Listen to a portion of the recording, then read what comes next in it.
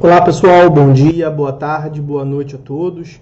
A decisão que eu separei para falar com os senhores nesse vídeo versa sobre o princípio da congruência, correlação ou adstrição e um suposto vício de sentença extra-petita. Vamos lá? Trata-se do agravo interno no recurso especial 1.802.192 de Minas Gerais. Aginte no RESP 1802-192, relatoria do ministro João Otávio de Noronha. Como de costume, os senhores vão encontrar na descrição desse vídeo a referência completa do julgado e a disponibilização da ementa para consulta. Bom, o que nós tivemos aqui do ponto de vista fático que ensejou a pretensão levada ao STJ? Nós tivemos um pedido, uma ação de uso capião de uma parcela de um imóvel. Então, o autor pretendia usucapi, e ao final usucapiu mesmo, uma parcela do imóvel. O imóvel tinha 1.000 metros quadrados e ele possuía, portanto, adquiriu o equivalente a 420 metros quadrados de 1.000. Então, quase metade do imóvel de titularidade do réu. Nós tivemos uma sentença de procedência da usucapião, mas a sentença não individualizou a localização da área.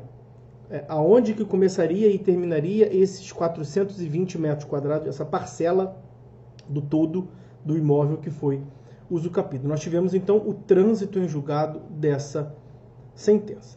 A parte solicitou e o juiz deferiu o início da fase de liquidação de sentença, na modalidade por arbitramento, quando nós teremos a designação, portanto, de um perito, o perito arbitrator, para realizar a perícia e definir a exata localização desta área de 420 metros quadrados, que foi usucapida, para fins de viabilização do registro da nova propriedade, de uma nova matrícula do imóvel no RGI. E aí, nesta fase processual, o réu se insurgiu, alegando que o autor não pediu na petição inicial que a definição se desse por liquidação de sentença, o que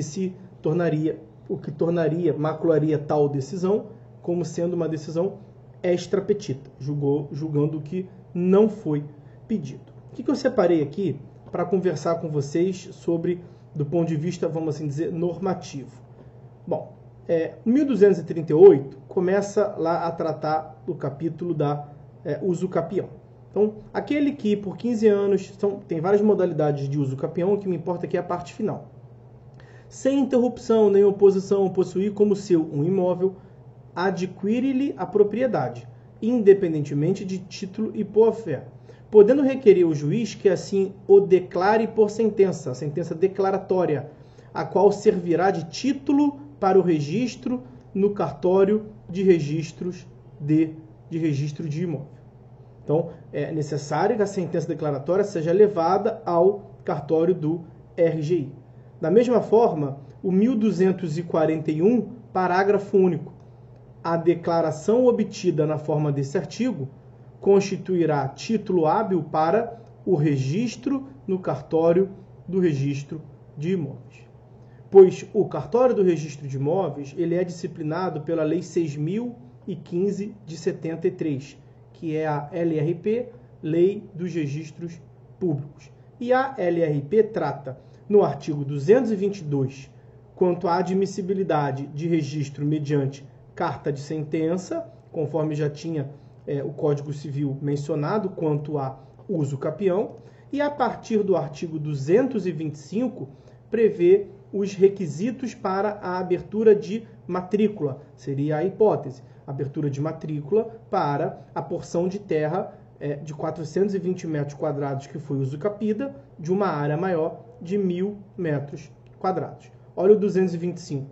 A matrícula será efetuada por ocasião do primeiro registro, a ser lançada na vigência da presente lei, mediante os elementos constantes do título, no caso seria a sentença, apresentado, e do registro anterior no mesmo mencionado, preenchidos os requisitos do artigo 227.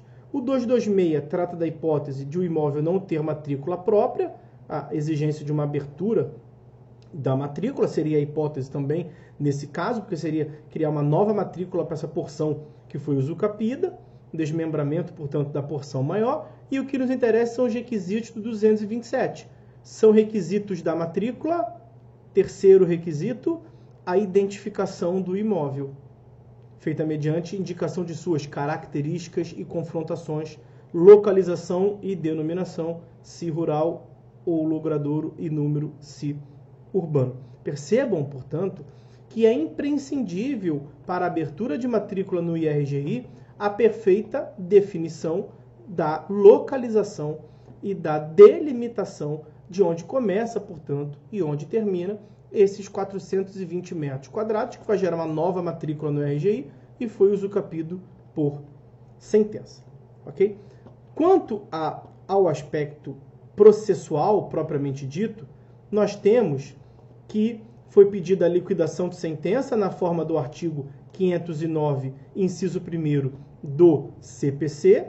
Né? A liquidação de sentença é uma fase de definição da extensão da obrigação, né? A definição do quantum de beato, ela pode se dar por duas formas, por arbitramento ou pelo procedimento comum. A única distinção é que por arbitramento é quando há a designação de um perito arbitrador para a prática na liquidação, portanto, de uma perícia. Foi o que se deu aqui nos autos.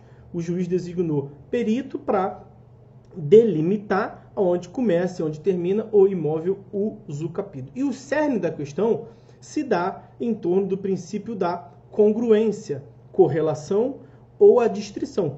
E aí nós temos dois dispositivos que tratam do ponto, o 141 e o 492 do CPC. Olha o que o 141 prevê. O juiz decide o mérito nos limites propostos pelas partes, sendo-lhe vedado conhecer de questões não suscitadas, a cujo respeito a lei exige iniciativa da parte. Ora, aos olhos do réu, a parte não pediu a definição por meio de... não pediu expressamente a descrição e a delimitação do imóvel usucapido por meio de liquidação de sentença. A parte sustentou que isso não teria sido pedido, que isso seria uma decisão extra petita. Além do 141, também 492. É vedado ao juiz proferir decisão de natureza diversa da pedida, bem como condenar a parte em quantidade superior ou em objeto diverso do que lhe foi demandado. Aos olhos do réu, a parte não solicitou a providência de liquidação de sentença, por isso que seria uma decisão extra petita, violação dos princípios da correlação, adstrição ou congruência, é o mesmo princípio, só com denominações diferentes. E o que nós temos aqui? O que o STJ disse a esse respeito? O STJ entendeu que não houve decisão extra petita nessa hipótese em que o juiz reconhece um pedido implícito, extraído da interpretação lógico-sistemática da petição inicial. Mesmo que não tenha um pedido expresso, lá no capítulo dos pedidos, situado topologicamente, onde tradicionalmente nas petições, na conclusão, tem lá 2 pedidos, mesmo que ali não tenha sido formulado um pedido expresso de liquidação de sentença e de uma prova pericial para definição da extensão do dano, essa prova pericial, a definição dos limites onde começam e onde termina o imóvel usucapido, é um consectário lógico do pedido de usucapião. E aí nós temos, nesse ponto, o artigo 322, que inicia justamente a seção do pedido, e ele consta lá, do parágrafo 2º do 322, que a interpretação do pedido considerará o conjunto da postulação e observará o princípio da boa-fé. Mesmo que não haja, portanto, pedido expresso, entende-se como tendo havido um pedido implícito. Aliás, o 322 prevê como regra que o pedido deve ser certo. O pedido certo é o pedido que é expresso, que consta expressamente da petição inicial. No parágrafo 1º temos a primeira exceção.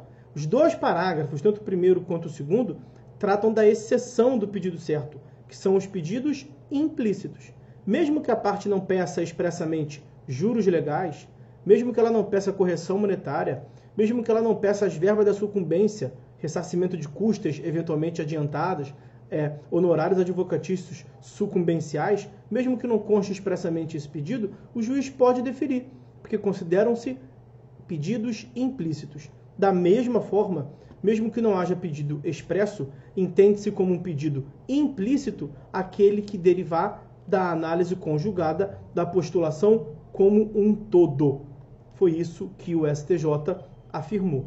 O judiciário não está, o julgador não está vinculado ao que conste expressamente no capítulo dos pedidos. Aquilo que for possível obter por uma interpretação lógico-sistemática da petição inicial, o juiz pode deferir. A parte delimita a jurisdição pelo todo da petição inicial e não pelo que se encontra topologicamente no capítulo dos pedidos.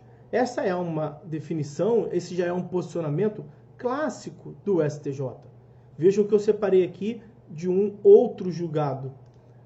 Essa corte já definiu que não há violação dos limites da causa quando o julgador reconhece os pedidos implícitos formulados na petição inicial, não estando restrito ao que está expresso no capítulo referente aos pedidos, sendo-lhe permitido extrair da interpretação lógico-sistemática da petição inicial aquilo que a parte pretende obter aplicando o princípio da equidade.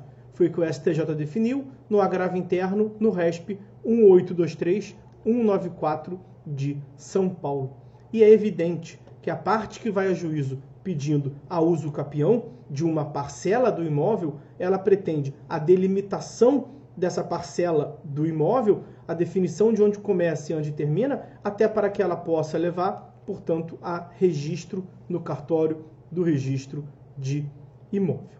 Então, não é ultra petita, nem extra petita, a decisão que se manifesta sobre questão que não consta expressamente, mas é reflexo do pedido formulado na petição inicial, que deriva logicamente do pedido expressamente formulado na petição inicial.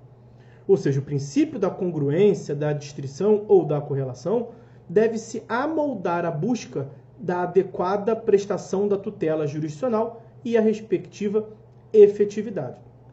A individualização da área usucapida é indispensável para o pleito de aquisição da propriedade pela usucapião e, consequentemente, a averbação da sentença no RGI.